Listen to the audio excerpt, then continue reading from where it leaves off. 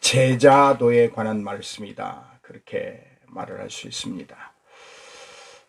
이제 사도 바울이 예루살렘에 올라가려고 이제 그들에게 마지막 부탁을 합니다. 그런데 교회의 지도자들은 어떠한 자세로 살아야 하는가라고 하는 것을 말하고 있습니다. 먼저 35절에 보면 사도 바울이 그렇게 자신에 대해서 말을 합니다. 나는 범사에 여러분에게 모범을 보여주었습니다. 참 대단한 이야기입니다. 나는 범사에 여러분이 나를 따를 만한 그런 삶을 살아왔습니다. 언어적으로나 행실적으로나 나는 여러분에게 모범이 되었습니다. 어떤 신앙생활을 함에 있어서 보여줄 수 있는 삶의 모습을 모범적으로 보여줬다고 하는 말입니다. 오늘 우리의 삶은 어떻습니까? 다른 사람들에게, 아니 이방인은 차지하더라도 같이 신앙생활하는 성도들에게 모범적인 본이 되고 있는지 한번 이 아침에 되새겨 볼 만한 말씀입니다.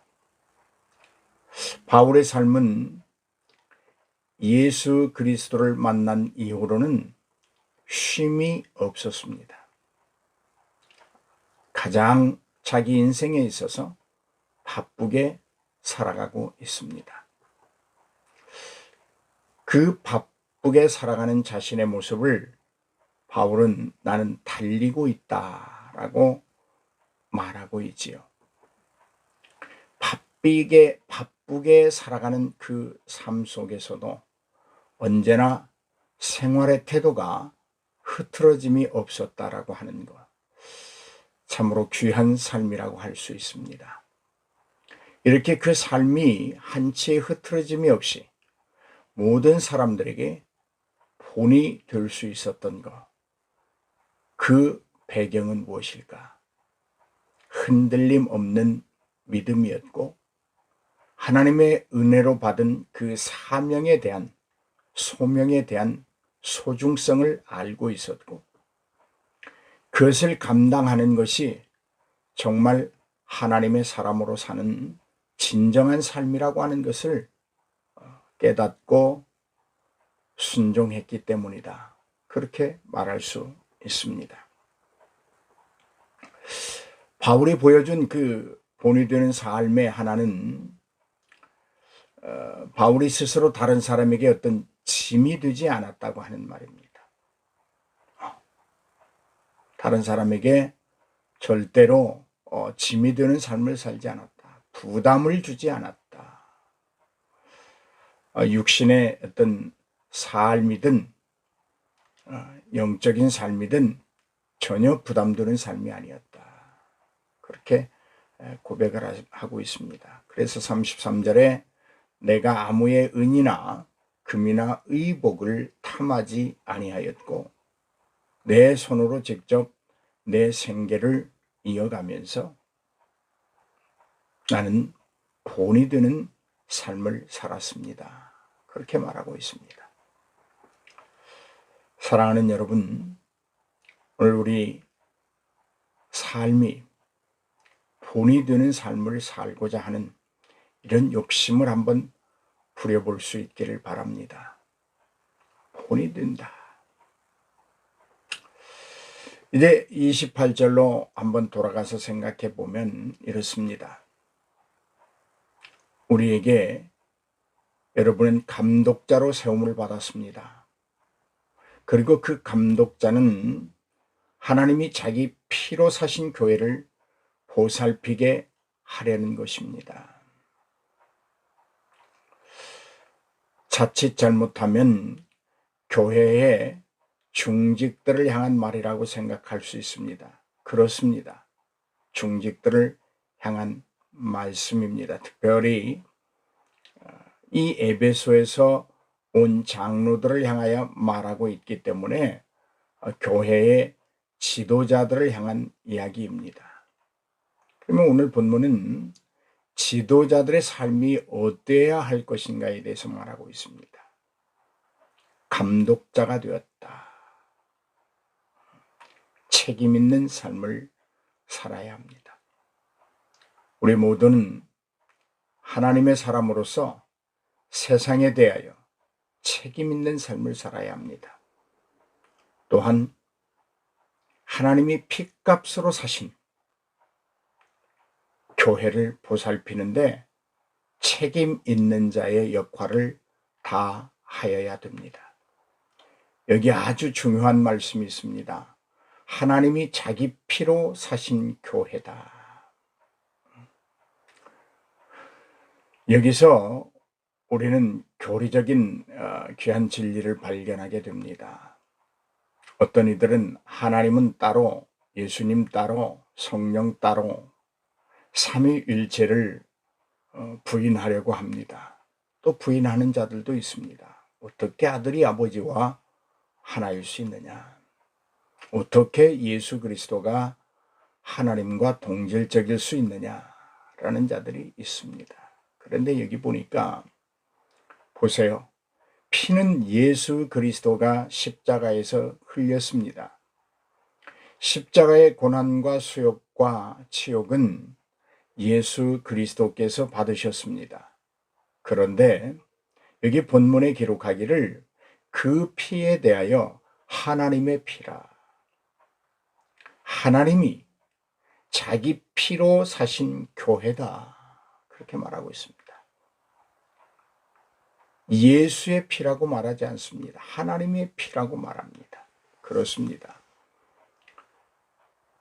우리가 구속주로 섬기고 믿고 따르는 예수 그리스도는 곧 하나님이십니다. 하나님과 함께 계셨던 분입니다. 그분이 이 땅에 오셔서 우리에게 밝은 빛이 되어 주신 것입니다. 오늘 이 하나님이 자기 피로 사신 교회라고 하는 것, 교회의 가치입니다. 여러분이 섬기는 교회가 어떤 곳입니까? 하나님이 자기 피로 세우신 교회입니다. 오늘 예수 소망교회가 어떤 교회입니까? 그리스도가 반석이 되어주신 교회입니다. 그러므로 우리가 이 교회를 한번 드나들 때마다 참으로 책임감 있게 타인의 본이 되게 그리고 하나님의 피로 사신 교회, 그리스도가 반석이 되신 교회, 이 사실을 중히 여기고 교회를 귀히 여기는 저와 여러분이 되기를 주님의 이름으로 권면합니다. 물론 눈에 보이는 교회, 그것이 전부 다는 아닙니다만 하나님께서 저와 여러분을 만나시려고 정하신 곳이 교회라고 할 때 얼마나 이 교회가 소중한가를 알아야 할 것입니다. 그러면서 바울은 그렇게 말을 합니다. 내가 여러분을 떠나고 나면 사나운 이리가 여러분에게 들어와서 그 양떼를 아끼지 아니할 것입니다. 또한 어떤 사람은 여러분 중에 제자들을 끌어 자기를 따르게 하려고 어그러진 말을 하는 사람들이 일어날 것을 내가 압니다. 라고 경고합니다. 여러분 29절에 내가 떠난 후에 사나운 이리가 여러분에게 들어와서 그 양떼를 아끼지 아니하며. 여러분 여기 그 양떼라고 하는 말에 우리가 좀 주목해야 됩니다. 여기 그 양떼라고 하는 말은 하나님이 자기 피로 사신 교회에 모이는 거룩한 성도들을 말하는 것입니다. 그 양떼입니다. 하나님이 자기의 피로 사신 그 양떼. 양들의 소중성. 오늘날 교회의 지도자들은 성도들의 소중성을 잃어버려서는 안 됩니다. 여기 또한 30절에 말하기를 제자들을 자기들을 따르게 하려고 만들 것이다. 여러분 목사를 따르는 성도 참 아름다운 모습이겠지요. 그러나 진정한 의미에서는, 영적인 의미에서는 목사도 예수를 따라야 하고 성도도 예수를 따라야 합니다. 하나님의 피로 사신 그 교회에 속한 양떼들은 모두가 하나님을 따라야 합니다. 다시 말해서 교회의 지도자들이 성도들을 사유화해서는 안 된다고 하는 말입니다. 교회 안에 여러분 왜 파벌이 생깁니까? 사유화하려고 하기 때문입니다. 어떤 장로파, 어떤 집사파, 목사파. 이게 우리의 현실이에요. 부끄러운 이야기예요. 교회 안에서는 모두가 그 양떼입니다. 어떤 양떼입니까? 그 양떼가 하나님이 자기의 피로 사신 양떼들입니다. 그런데 어떻게 우리가 그 하나님의 양떼를 개인이 착취할 수 있겠습니까? 모두가 하나님의 양들입니다. 하나라고 하는 말입니다. 오늘 우리는 이러한 점에 주목해야 합니다. 여러분 교회 안에서도 많은 말들이 있지만 모든 말들이 진리는 아니라는 것도 알아야 합니다. 여기 어그러진 말을 하는 사람들이 일어날 것이다. 어그러졌다. 예수 그리스도가 모퉁이에 돌이 되어서 차곡차곡 쌓여온 하나님의 은혜와 복을 어그러뜨린다. 무너뜨린다. 넘어뜨린다. 하나님의 평강을 해치고 교회의 평안을 무너뜨리고 성도 간의 참 진리의 교류를 어그러뜨리는 말들을 하는 사람들이 교회에 일어날 것이다. 여러분, 우리는 어떻습니까? 하나님이 주신 그 평안과 교회 안에 그 사랑과 성도 간의 교제를 견고히 돈독히 하는 자들입니까? 아니면 어그러뜨리는 자들입니까? 바울이 예언하다시피 한 이 말씀의 대상입니까? 아니면 우리는 하나님의 피로 사신 교회를 구성하는 하나님의 그 양떼들입니까? 한번 우리 자신을 말씀에 비추어 돌아보면서 교회 안에서 하고 싶은 말 한마디라도, 내가 하고 싶은 행동 하나라도 혹시 하나님의 은혜를 어그러뜨리고 교회의 평안을 어그러뜨리고 성도 간의 사랑의 교제를 어그러뜨리는 일이 있다고 하면 즉시 멈출 수 있기를 바랍니다. 저는 믿습니다. 적어도 우리 예수 소망교회에 속한 모든 성도들은 하나님이 핏값으로 사신 그 양떼들로서 결코 이러한 일들이 없다라고 믿고 있습니다.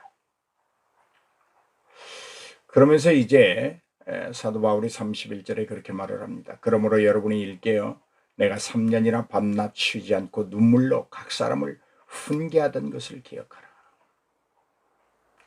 3년 동안 밤낮 쉬지 않고 각 사람을 훈계했다. 그런데 거기에 한마디를 더하고 있습니다. 눈물로 훈계했다. 힘들어서 눈물을 흘렸을까요? 고되어서 눈물을 흘렸을까요? 3년 동안 밤낮으로 쉬지 않고 복음을 증거하는 것, 그것이 어렵고 힘들고 고통스러워서 흘린 눈물이 아닐 것입니다. 가리켜도 변화가 보이지 않습니다. 하나님이 자기의 피로 사신 그 양떼들의 그 어그러짐을 볼 때 영적으로 너무 안타깝습니다. 그래서 바울은 눈물을 흘리면서 진정으로 그들의 영혼을 사랑하는 그 깊은 마음 속에서 눈물을 흘리면서 훈계하고 3년을 밤낮을 쉬지 않는 그 복음을 전하는 열정 속에 살았던 눈물입니다. 오늘 여러분 무엇 때문에 눈물을 흘리십니까? 왜 울고 계십니까? 복음 때문입니까? 하나님의 영광을 위하여 울으십니까? 할렐루야. 그러나 우리의 욕심 때문에는 울지 아니하기를 바랍니다. 왜요? 하나님이 우리를 붙들고 지켜주시고 보호하시기 때문입니다. 오늘 여러분, 우리도 한번 이렇게 살아봅시다. 저 죽어가는 영혼들이 불쌍하고 국률한 마음 때문에 뜨겁게 흐르는 눈물이 우리 볼을 적실 수 있다고 하면 참 아름다운 마음과 신앙의 꽃이 피어나지 않을까, 그런 생각을 해봅니다. 이 아침에 여러분에게 말씀을 전하는 이 목사도 이 말씀 앞에서 심히 부끄럽습니다. 나는 얼마나 영혼들을 위하여 울고 있는가. 나는 얼마나 더 많은 영혼들을 주의 품으로 인도하기 위해서 눈물을 흘리고 있는가.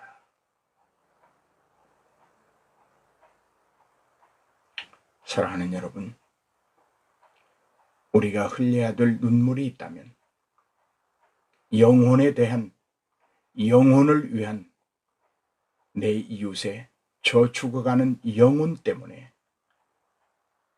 흘려야 될 눈물이라고 믿습니다. 32절 말씀입니다. 지금 내가 여러분을 주와 및 그 은혜의 말씀에 부탁하노니 그 말씀이 여러분을 능히 든든히 세우사 거룩하게 하심을 입은 모든 자 가운데 기업이 있게 하시리라. 오늘 여러분에게 하나님이 주시는 하늘의 기업이 넘치기를 바랍니다. 충만하기를 바랍니다. 여러분의 가정에, 여러분의 사업장에, 여러분의 삶에 가득하기를 바랍니다. 특별히 여러분의 자녀들에게 가득하기를 바랍니다. 그런데 그 기업이 가득하도록 인도해 가는 것이 있으니 그것은 여기 말씀이라고 말하고 있습니다. 말씀입니다. 하나님의 말씀이 생명입니다. 하나님의 말씀이 진리입니다. 하나님의 말씀이 우리 삶을 옳고 바르게 인도해 가는 좌표가 될 것입니다. 말씀을 가까이 하십시오. 오늘 그렇게 말합니다. 그 말씀이 여러분을 능히 든든히 세울 것입니다. 여러분이 머무는 곳이 든든한 곳이 되기를 바랍니다. 여러분이 발이 딛고 서 있는 그 삶의 현장이 말씀으로 든든히 세워지기를 바랍니다. 여기 말씀이 능력이 되어서 여러분을 든든하게 세운다. 이 말은 여러분의 서 있는 곳에서, 여러분의 삶의 현장에서 그 말씀들이 적용되어지는 삶이었다, 그런 말입니다.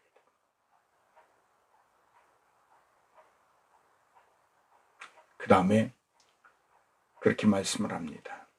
그 말씀이 거룩함을 입은 모든 자에게 기업이 있게 하리라.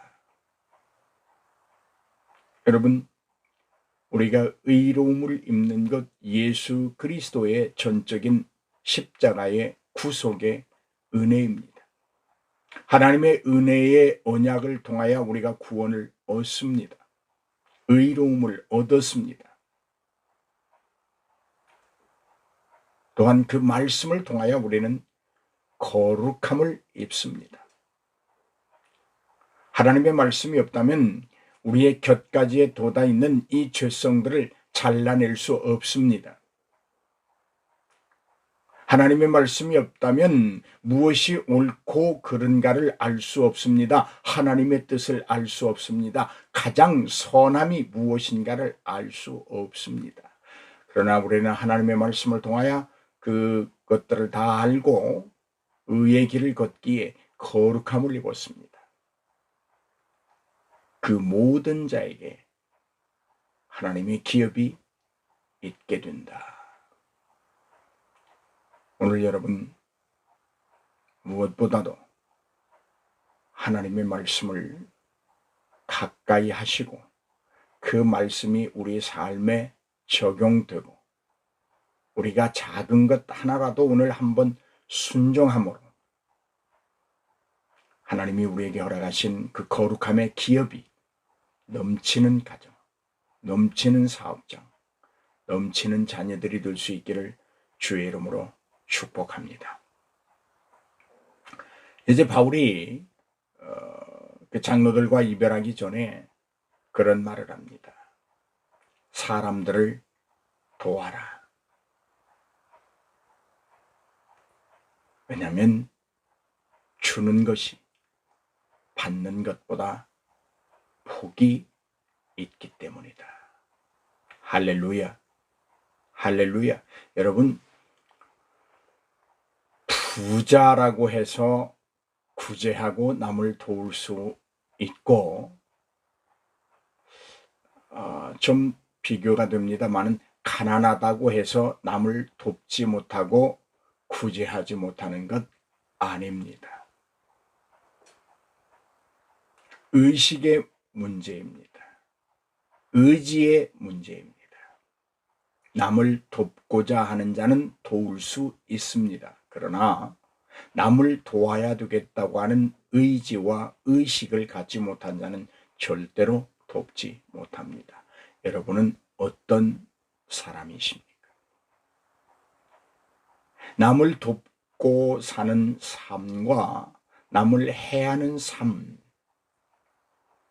여러분 어떤 삶이 아름다운 삶입니까? 이렇게 물으면 여러분 허허하고 웃으실지 모르겠습니다만은 남을 돕고 사는 일이 아름다운 삶이라는 것을 알면서도 우리는 그 일에 소홀하다고 하는데 문제가 있지요. 주님께서도 그런 말을 했습니다. 주어라. 주어라. 남을 먼저 대접해라. 영접받고자 원하면 남을 먼저 환영하고 영접하라. 여러분, 돕는 자가 약합니까? 도움을 받는 자가 약합니까? 주 안에서 누가 강한 자입니까? 주 안에서 도움만을 받는 자가 강한 자입니까? 돕는 자가 강한 자입니까? 여러분은 돕는 자인 줄로 믿습니다. 그러므로 여러분은 강합니다. 우리는 강합니다. 우리는 강한 그리스도의 군사입니다. 강하고 힘이 있고 가진 것이 있고 누리는 사람은 남을 도울 수 있습니다. 예수 안에서 가지십시오. 예수 안에서 누리십시오. 그리고 예수로 인하여 돕는 자가 되시기를 바랍니다. 바울이 그렇게 말을 합니다. 너희가 돕기 위해서는 수고해야 한다. 먼저는 의식의 수고가 있어야 합니다. 의식의 전환이 있어야 한다고 하는 말입니다. 도움을 받으려고 하는 의식에서 도우려고 하는 의식으로 전환이 일어나는 수고가 필요합니다. 움츠려지려고 했던 그 손을 펴는 수고가 필요합니다. 이웃을 외면했던 마음의 문을 여는 수고가 필요합니다. 불쌍한 자를 보고 가난한 자를 보고 고아와 과부를 보고 함께 울 수 있는 수고가 필요합니다. 바울이 그렇게 말합니다. 수고하여 사람들을 도와라. 이때에도 구제는 있었지요. 가난한 자들 많았지요. 구제를 하되 다른 이들이 가지고 오는 것을 가지고 구제하는 행위들이 많았습니다. 그래서 그런 말합니다. 수고해서 남을 도와라. 가난하다는 이유로 도움만을 받기를 원하는 자들이 많았습니다. 그러므로 이제 너희는 그렇게 도움을 받고만 살지 말고 도우면서 살아라. 수고하면, 노력하면, 의식의 변화가 일어나면, 의지를 가지면 도울 수 있다고 말하는 것입니다.